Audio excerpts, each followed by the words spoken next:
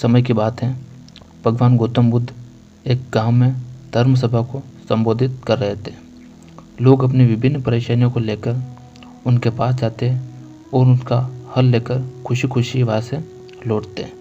उसी गांव के सड़क के किनारे एक गरीब व्यक्ति बैठा रहता तथा महात्मा बुद्ध के उपदेश से शिविर में आने जाने वाले लोगों को बड़े ध्यान से देखता।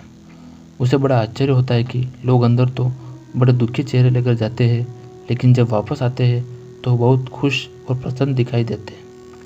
उस गरीब को लगा कि क्यों न वो भी अपनी समस्या को भगवान के समक्ष रखे। मन में यह विचार लिए वह भी महात्मा बुद्ध के पास पहुंचा। लोग पंक्तिबद्ध खड़े होकर अपनी समस्या को बता रहे थे। जब उसकी बारी आई तो उसने सबसे पहले महात्मा बुद्ध को प्रणाम किया और फिर कहा, भगवान, इस गांव में लगभग सभी लोग खुश और समृद्ध हैं, फिर मैं ही क्यों गरीब हूँ।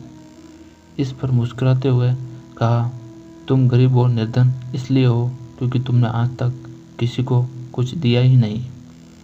इस पर वह गरीब व्यक्ति बड़ा आश्चर्यचकित हुआ और बोला, भगवान, मेरे पास भला दूसरों को देने के लिए क्या होगा। मेरा तो स्वयं का गुजारा बहुत मुश्किल से हो पाता है। लोगों से भीख मांगकर अपना पेट भरता हूँ। भगवान बुद्ध कुछ देर शांत रहे, फिर बोले, तुम बड़े अज्ञानी हो। औरों के साथ बांटने के लिए ईश्वर ने तुम्हें बहुत कुछ दिया है, मुस्कुराहट दी है जिससे तुम लोगों में आशा का संचार कर सकते हो, मुख दिया है ताकि लोगों से दो मीठे शब्द बोल सकते हो, उनकी प्रशंसा कर सकते हो, दो हाथ दिए हैं, लोगों की मदद कर सकते हो। ईश्वर ने जिसको ये तीन चीज़ें दी है वह कभी गरीब और निर्धन हो ही नहीं सकता। निर्धनता का विचार आदमी के मन में होता है, यह तो एक भ्रम है, इसे निकाल दो। कभी भी मन में निर्धनता का भाव उत्पन्न न होने दो, गरीबी अपने आप दूर हो जाएगी।